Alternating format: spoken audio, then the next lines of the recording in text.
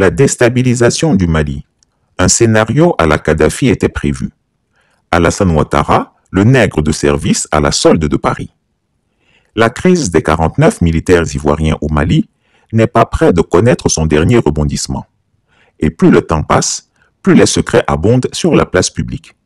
Il est un de ces secrets qui veut qu'Alassane Ouattara ait été convaincu que son avenir et son destin politique se jouent à Bamako. Faut-il rappeler que la grande puissance colonisatrice française a mordu la poussière dans le désert du Mali? En effet, elle a dû plier bagage sans gloire. Elle, la Grande France, chassait de ce « petit Mali ». Quel outrage, quelle humiliation! Seul un vrai et bon coup d'État contre la junte militaire au pouvoir à Bamako pourrait expier les péchés de ces jeunes militaires et apaiser Paris. L'histoire de la colonisation nous apprend que la France, tout en s'écriant hypocritement contre la violence et les coups d'État, en a organisé et perpétré de bien sanglants. Une fois dans la confidence des vœux de Paris, le dictateur ivoirien s'est proposé tout miel pour être le pivot de l'organisation et de la déstabilisation du Mali. Il n'a aucun doute sur la récompense que le maître colon ne manquerait nullement de le gratifier, c'est-à-dire lui garantir le fauteuil présidentiel de 2025.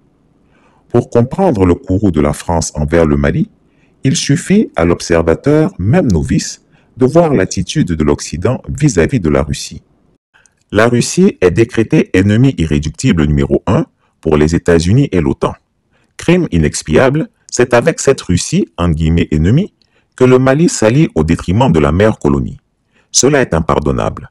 Il faut dégager les autorités de transition et mettre le Mali sous tutelle de l'Occident. Et pour ce faire, son voisin le plus solide sera l'auxiliaire de cette opération déstabilisatrice. La publication des emails de Mme Hillary Clinton aux États-Unis a révélé que le colonel Kadhafi a été éliminé. Disons les choses comme elles sont. Il a été assassiné parce qu'il a eu l'outrecuidance et la très mauvaise idée de vouloir créer les États-Unis d'Afrique et une seule et même monnaie pour tout le continent. Quel sacrilège! La France, en tête avec l'armée de l'OTAN, a exécuté par leurs propres forces ce colonel révolutionnaire qui a osé l'impensable. Il se trouve que s'unir ou s'allier avec la Russie est considéré par la France comme un crime aussi grave que celui du colonel Kadhafi. Aussi a-t-on assisté à la mise à contribution des médias occidentaux pour préparer les cerveaux et les opinions à l'entreprise funeste contre la transition au Mali. Que nous a-t-on pas dit? Les FAMA, forces armées maliennes, auraient commis des crimes de guerre, des exactions contre les populations civiles, etc.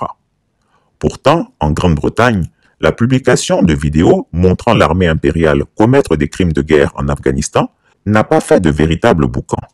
Ce scandale a été vite étouffé. Le Mali, l'ayant compris, a interdit les médias de la propagande occidentale. Ce fut un camouflet pour les comploteurs coloniaux. En plus, la chance de la transition malienne, c'est qu'elle bénéficie du soutien inébranlable du peuple malien, pour ne pas dire plus. Elle bénéficie du soutien de l'Afrique consciente, d'où l'échec de la propagande mensongère.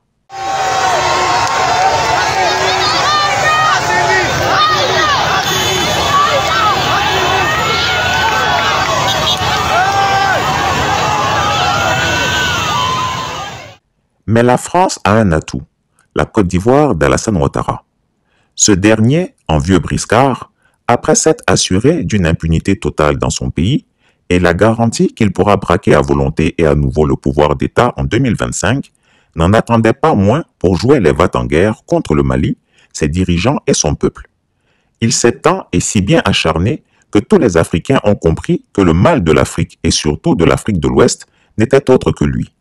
Tout y est passé.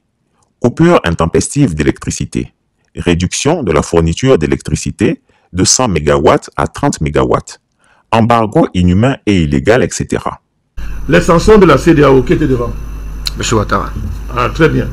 M. Ouattara était en première ligne. On peut continuer.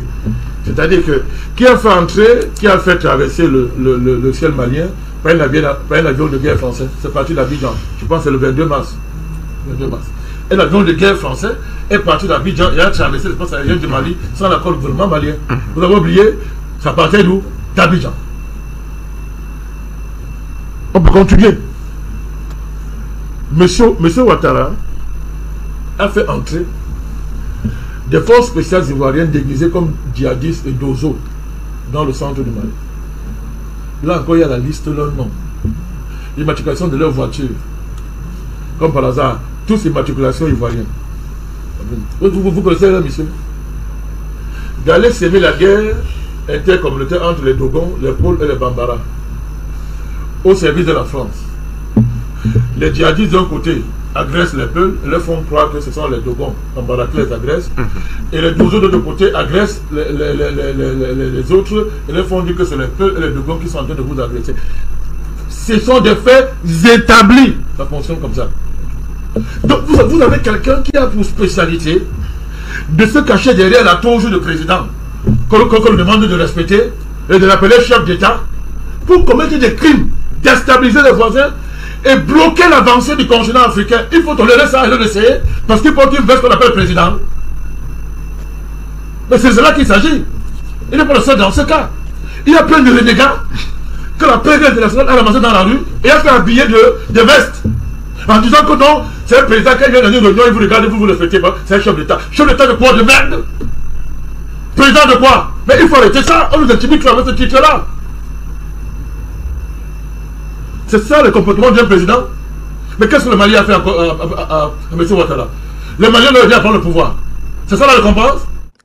Malgré tout cela, le Mali et ses dirigeants ont tenu bon et le temps a permis aux autres présidents de la CEDEAO de comprendre ce qui se jouait et de lever les sanctions. Chers lecteurs, l'octogénaire super menteur a été copieusement tancé par Emmanuel Macron, qui lui a rappelé que leur accord ne tenait plus. Ainsi, non seulement la France ne soutiendrait pas sa candidature, mais elle ne donnait pas non plus l'assurance de soutenir le candidat du pharaon des lagunes. Vraiment, chacun a son patron. Américains insultent Français et Français grondent pour nous. C'est donc un Alassane Ouattara paniqué qui réfléchit à une solution pour son clan et lui. Alors, pendant qu'en interne, il invite ses prédécesseurs pour tenter la carte de l'apaisement, car on ne sait jamais, sans le soutien de la France, il peut perdre le pouvoir aux prochaines élections et veut donc amadouer ses rivaux au cas où l'un d'eux ou de leurs proches venait à lui ravir le pouvoir. Au niveau sous-régional, il continue sa lutte acharnée de déstabilisation des autorités maliennes de la transition. Il y va de la sauvegarde de son propre pouvoir. Il essayera encore et toujours, et sa dernière tentative, tout le monde la connaît. 49 pauvres militaires des forces spéciales ivoiriennes ont été arrêtés sur le sol malien. Chris Yapi espère que cet énième échec fera comprendre au pharaon des lagunes que le chiot ne peut croquer l'os sur lequel sa mère s'est brisé les dents. En d'autres termes, là où tes patrons ont échoué, tu ne peux réussir et tu ne peux que subir le même sort. Cette terrible humiliation que le Forban d'Alassane Ouattara vient de subir est monumentale et historique. C'est la première fois qu'une nation voit 49 de ses soldats être cueillis au vu et au su de tous, pris la main dans le sac de la déstabilisation et qui subiront l'affront supplémentaire d'un procès dans un pays étranger. Le grand Alassane Ouattara, le tyran ivoirien, vient d'être démystifié et le glaçonne déjà pour lui. Sa fin est inévitable et il le sait. Mortifié, l'octogénaire super menteur ne s'attendait guère à ce que la marche de l'histoire le broie au passage. À vouloir détruire le Mali, le karma l'a éteint. Quelle triste fin. Chris Yapi ne ment pas. Retrouvez Chris Yapi sur ses 2 chaînes YouTube. Échangez avec lui dans la section communauté de ses chaînes YouTube. Retrouvez-le également sur sa chaîne Dailymotion, Instagram et Mediapart.